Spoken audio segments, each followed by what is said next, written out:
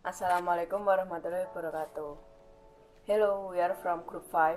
In this occasion, we would like to explain and discuss about argumentative paragraph. Before we start the video, firstly, let me introduce myself. My name is Cantika Putri, and the others are Elinda Miftahul Anisa, Erika Surya Putri, Fadhilla Nur Lailla, and Fatiha Ulil Husna Azizi. The first material will be presented by me. First, let me ask you, do you know what is called an argumentative paragraph? So, an argumentative paragraph is a paragraph that explains and convinces the reader about the pros and cons. In an argument paragraph, your purpose is to persuade readers. You don't have to shouting to convince people of the strength of your ideas.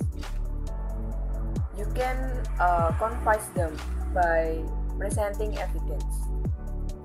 In the process, you address opposing ideas, and if they are strong, you acknowledge their strengths. If your evidence is solid and your logic is sound, you will present a convincing argument. Now we will talk about evidence. There are two kinds of evidence. The first is a fact. Fact is a piece of information that can be verified. If you make a statement, you should be prepared to support it with a fact. For example, statistics, observations, or statements that are accepted as true. The second one is example. An example is a specific illustration of a general statement. To be convincing, an example should be clearly related to the point you're making. The next material will be presented by Elinda. My name is Elinda Miftahul Anisa. In this presentation, I would like to explain about the quiet lines to argumentative paragraph. So, in writing an argumentative paragraph, it helps if you pay attention to the following quiet lines. First, an argument paragraph should begin with a topic sentence that states your positions. Using words like should not, or ought to in your topic sentence will make your position clearer to readers. The use of the words should not, or ought to can also give the impression that you really have a strong argument, which is passed on a fact or example. That way, people who read your paragraphs or writings will be more interested in the topic you are debating. Second, an argument paragraph should present points that support the topic sentence. For example, if your purpose is to argue in favor of placing warning labels on unhealthy snack foods, you should give several reasons why this policy should be instituted. Third, an argument paragraph should support each point with evidence in the forms of facts and examples. Evidence in the form of facts and examples can make the arguments you write more valid and stronger. Fourth, an argument paragraph should address and refute, or in other words, argue against the opposing arguments. By showing that an opponent's arguments are weak or inaccurate, you strengthen your own position. And the last one is an argument paragraph should end with a strong concluding statement that summarizes the main idea of the paragraph. Now, let's take a look at this example. Here we are given an argumentative paragraph text which argues in favor of an emergency notification system for college students. First, you can see here that the first sentence that highlighted in purple says, "Our school should install an emergency notification system that would deliver an instant message to students' cell phones in a campus crisis." This is the topic sentence of the paragraph. We can see here that the sentence consisting word should. As I have stated before, in order to make our argument sounds more persuasive, you have to insert words that emphasize a necessity such as should not, or ought to. After that, we can see that after the topic sentence, there is immediately stated the reason why the school should install an emergency system. It should be noted that the reasons stated in the argumentative paragraph must be passed on evidence. It can be facts or examples that can support the reasons themselves. It also shows that the author repeats the phrases in the topic sentence and uses the same emphasis, as seen from the reuse of should that is highlighted in yellow. This indicates that the author wants to strengthen his argument more strongly. And then we can see here that after the author stated the points and evidence to support the topic sentence, he continued it with opposing arguments. This is indicated by the use of the word objections, which means that he does not agree with the existing policy and he wants to review it. This is reinforced by including the facts on the ground, such as many students check their email just once or twice a day, and some students do not have cell phones. You can see them highlighted in red. The last part, of course, is the concluding sentence or concluding statement. You can see it in blue highlighted sentence. There, the author once again paraphrases the topic sentence. It is followed by an emphasis on the urgency of his argument, which is passed on the evidence and refutation previously described in the supporting sentences. Last thing to note from these guidelines is the use of transitions. Transitions are important in argument paragraphs. In the previously paragraph, the transitional words and phrases such as the first reason and another reason tell readers they are moving from one point to another. In addition, the transitional phrases one objection and another objection indicate that the writer is addressing two opposing arguments.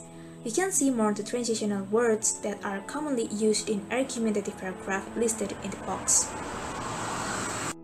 That's all the materials that I could explain about the guidelines to argumentative paragraph. The next materials will be explained by Erika, Surya, Putri. Hello, my name is Erika, Surya, Putri. In this video, I would like to explanation about compound sentence in argumentative paragraph. When you read an argument paragraph, you need to show the relationship between your ideas. You do this by creating both compound sentence. Compound sentence. A compound sentence has two independent clauses, as we mentioned in our guide on how to read better sentence. Compound sentence combine two or more independent clauses. The key here is independent clause, which are clauses that can stand alone as a separated sentence. Essentially, a compound sentence brings together individual related sentence as one. Okay, these types of sentence can be joined by three ways. 1. Using coordinate conjunction. 2. Using semicolons. And 3. Using transitional words and phrases. Using coordinating conjunction. One way to form a compound sentence is by joining two independent clauses with a coordinating conjunction preceded by a comma. Commas with coordinating conjunction. When you use a coordinating conjunction to link two independent clauses into a single compound sentence, always put a comma before the coordinating conjunction. Remember not to use a comma before a coordinating conjunction unless it links to complete independent clause. There are 7 coordinating conjunctions which can determine one sentence as compound sentence. They are for, and, nor, both, or, yet. So this coordinating conjunction can be remembered as one voice. For example, an emergency notification system will help all of us communicate better, and it will ensure our school's safety. B. Using semicolons. Using semicolons, another way to create a compound sentence is by joining two simple sentence independent clause with a semicolon. A semicolon generally connects clauses whose ideas are closely linked. Connecting two clauses with a semicolon is effective when the two sentences are both for careful. For example, the eggs quilt contains thousands of panels. Each panel is rectangular. C. Using transitional words and phrases. Using transitional words and phrases, another way to create a compound sentence is by combining two simple sentence independent clause with a transitional word or phrase. When you use a transitional word or phrase to join two sentences, a semicolon always comes before the transitional word or phrase and a comma always comes after it. Adding a transitional word or phrase makes the connection between ideas in a sentence clear and more precise than it would be if the ideas were linked with just a semicolon. Different transitional words and phrases convey different meaning. For example, he had a miserable time at the party. In addition, he lost his wallet. Hi, I'm Fadhilla Nur Lailla, and this chapter we will learn about to identify complex sentence, to use subordination conjunction to form complex sentence, and to use relative pronoun to form complex sentence. And the first, identify complex sentence. Let's go straight to the example. Here, in independent clause, the art exhibiting was controversial. And in dependent clause, because the art exhibit was controversial. However, a dependent clause cannot stand alone as a sentence. So we need to add an independent clause so that complete the idea began in the dependent clause. So the result is a complex sentence. A sentence can consist of one independent clause and or more dependent clause. And this example, there are independent clause and dependent clause here. Because the art exhibit was controversial, many people come to see paintings. Here, because the art exhibit was controversial as dependent clause, then many people come to see the painting as independent clause. Like that. And the second, use subordination conjunction to form. One way to form a complex sentence is to use a subordination conjunction of words like although or because to join two simple sentence or independent clause. Here example to simple sentence. Muhammad Ali was stripped of his heavy white title for refusing to go into the army. Many people admire his anti-war position. Then after we adding subordination conjunction, we get a complex sentence. Although Muhammad Ali was stripped of his heavy white title for refusing to go into the army, many people admire his anti-war position. We add although in this sentence as subordinate conjunction. Yes, there are frequently used subordination conjunction like after, even to, since, whenever, to, if, so that, where, as, if only, then, whereas, and yeah, so many. And different subordination conjunction express different relationship between dependent and independent clause. Here we will take one example. Relationship between clause time, subordinate conjunction or after, before, until, whenever, whenever, while, like that. And the example is when the whale surfaced ahead through his harpoon. Here we use a when to subordination conjunction. And the last but not least, using relative pronouns to form complex sentence. Another way to form a complex sentence is to use relative pronouns like who, that, which, and so on to join the simple sentence or independent clause. There are examples to simple sentence. Big boots were originally bred in England. They can be very aggressive. Then example for a complete sentence. Pit bulls, which were originally bred in England, can be very aggressive. Here we use which as relative pronouns.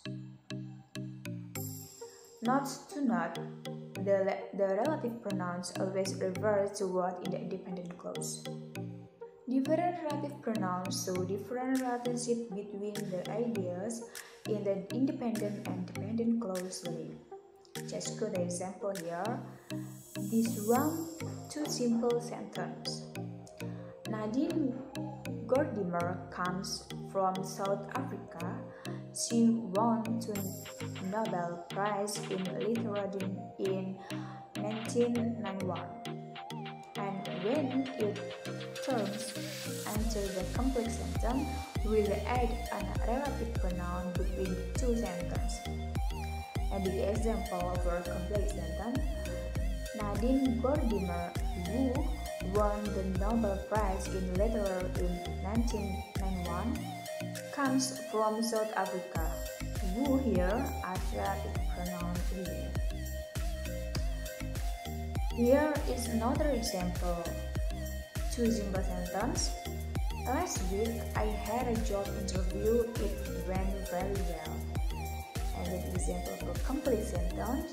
Last week I had a job interview that went very well. And that here as relative pronoun. I think enough for my explanation. Thank you. Okay, how to write argumentative paragraph? First, step-by-step guide get idea. Decide if you are for or against idea. Brainstorm ideas to support your opinion. Eliminate the insignificant ones and keep the key issue. Next, be quick and stay focused. Next, step-by-step guide decide on a layout. Usually, it is best to express your opinion at the beginning of the paragraph in a sentence. Writing a paragraph, it is better to adopt one opinion as you do not have time or space to discuss both sides. In an essay, it is best to express both sides, each in a separate paragraph, with an introduction of the topic and a conclusion of the summary of your opinion. Next, paragraph layout. First, introduction, 2 to 3 sentences.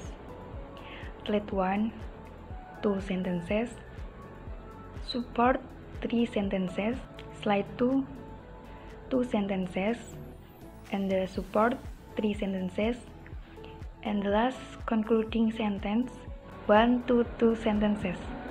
The total 12 to 14 sentences. Next, step-by-step guide, write your paragraph.